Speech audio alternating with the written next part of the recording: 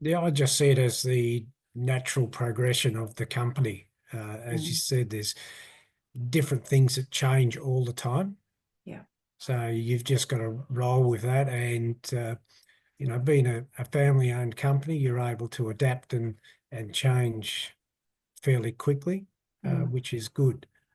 Yeah, You I know, think the pivoting, that since COVID has made a big difference, because I think that a lot of people got used to click and collect with, as you said, these big box retailers. And I think that's still the same. And I think that it's really like, sometimes I think landscapers would just use that as their go-to, where they'll just go automatically to there, but they kind of like forget about like the time that it takes them to go out of their site, go out and pick it up, and then come back. Do you know what I mean? It's all money, but Yeah, that's correct. It is. It's an hour off the site doesn't just equate to, your lost wages. mm, It's an hour that you could have been creating something that might have been worth a couple of $1,000. yeah. So that's certainly a big thing. I think a lot of landscapers will start to realise that where they make the money is on the site doing Mm, the job. yeah. It's not going to ABC wholesaler or whatever to get product. So And I've even seen some people in the industry where they will, and I think it's a wonderful idea, where the landscapers will ring up and they'll say, okay, I want XYZ, pop it in an Uber, like, and get it to site. And, you know, that time frame that they're not actually spending away from their business is going to be, exponential. So trying to train these people into, or trying to train that industry into that way of thinking, is maybe something that will take a little bit of time, but I definitely think it's going to be beneficial, is to get that message across to them that that's an option for them. yeah, I can't remember the exact site, but I did see one recently that was involved in this horticultural industry, and it did say, order off us, and we'll have an Uber on site within the hour for $10. So Yeah. yeah, that is a game changer as well. Absolutely. Yeah. And I think Yeah. that's something that we'll probably look at a lot more moving forward, is to really get that message across to people that that's an option.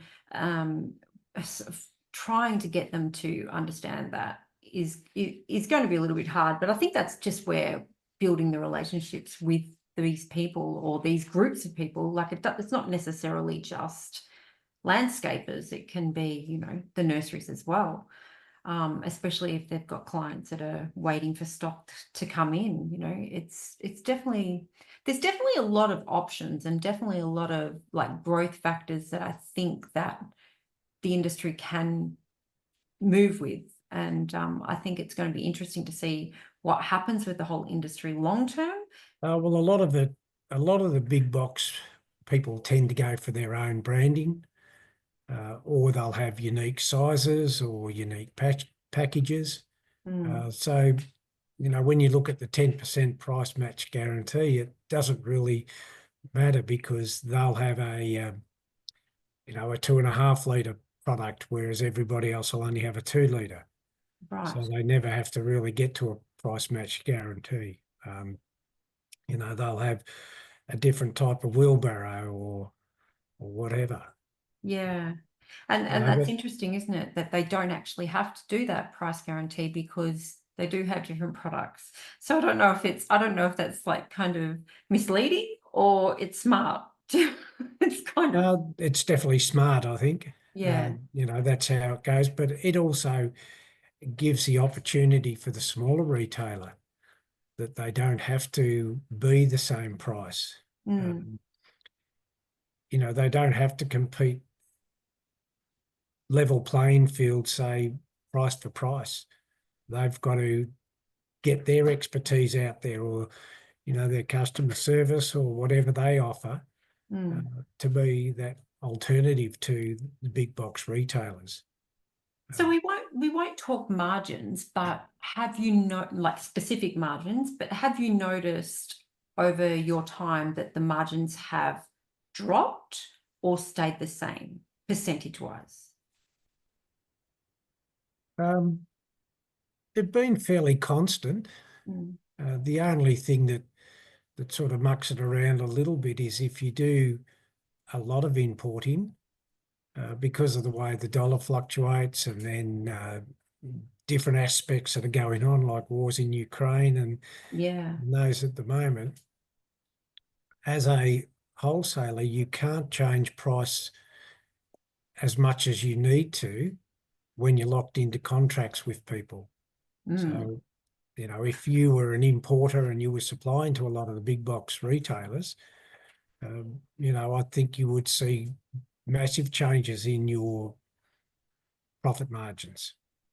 Yes. Yes. Whereas probably a smaller wholesaler that doesn't have as much exposure is able to ride out the wave a little bit. Yeah, absolutely. Yeah, that makes sense. I just wondered, like, because the industry has changed so much, and so many other industries is like a race to the bottom with their pricing. And I just wondered whether or not this industry was the same, or whether or not, it's pretty stable with the actual percentage margins of profit. Um, and I think you've really clarified that really well, that it has pretty much stayed quite stable, unless you went and got a contract with, say, one of these big box retailers, because they dictate the price. Yeah, well, my philosophy, whether I owned Fertile or other businesses I worked in, is that we never really chased the ambulance, so to speak. Yeah. We never went down that rabbit hole on margins. Uh, you set your price, you set a margin. Don't be embarrassed about it. That's what you need to stay viable. Yeah. And look at the other aspects. Look at the services that you offer, and that's what you're offering your customers, and it does come at a price. I Yeah. suppose now with Fertile, with the boys, you've got Michael, who's horticulturally trained, and he's a turf expert.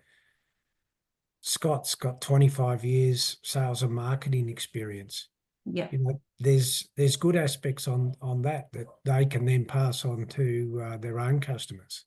Yeah, absolutely. And I mean, Michael, obviously in his side of the industry, he is very well known for his attributes and his qualifications. He's very, he's very intelligent on that side of things. Whereas both of them have wonderful customer service, and I see that every day, working in the offices with them, and they do most of the face-to-face. I mean, I don't really work with Michael face-to-face, but I know that when I'm dealing with Michael and he's dealing with councils or whoever else, that's one thing that I really admire about both of them, is that personal kind of feel that they have with their customers. And I think that that's something that obviously you had, and they've just continued that on. And I think that's why they are becoming so successful in the industry. Yep, I agree totally. Yeah. Yeah, which is really nice to see, because there's so many businesses out there that don't take that into account, and then they just wonder, well, why isn't it working? But it's really nice. And I think that one thing that Fertile try and do these days is Scott still does a lot of the deliveries, so that he can see the customers and speak to the customers, and he quite enjoys that, and it works. So yeah, no, it's really good. Yep. Yeah. Now, a lot of that too, comes from the way the boys were brought up, and that goes back to, Ange and Denise, goes back to their parents, and how they were brought up. So Yeah, no, they are a lovely just family. flows through. Yeah, no, absolutely. All right. Well, thank you so much. This has been very insightful, not just for me. I'm sure it's going to be very insightful for everyone else. And I really do thank you, because you have taken time out of your day to actually speak to me, and I have been banging on about this for a while, saying I wanted to interview you. So I really do appreciate it, but I also really appreciate the information that you've been able to portray to me, because your explanations of how the industry was and how it is now just reaffirms to me what we think. And I think that's just wonderful insight. So thank you.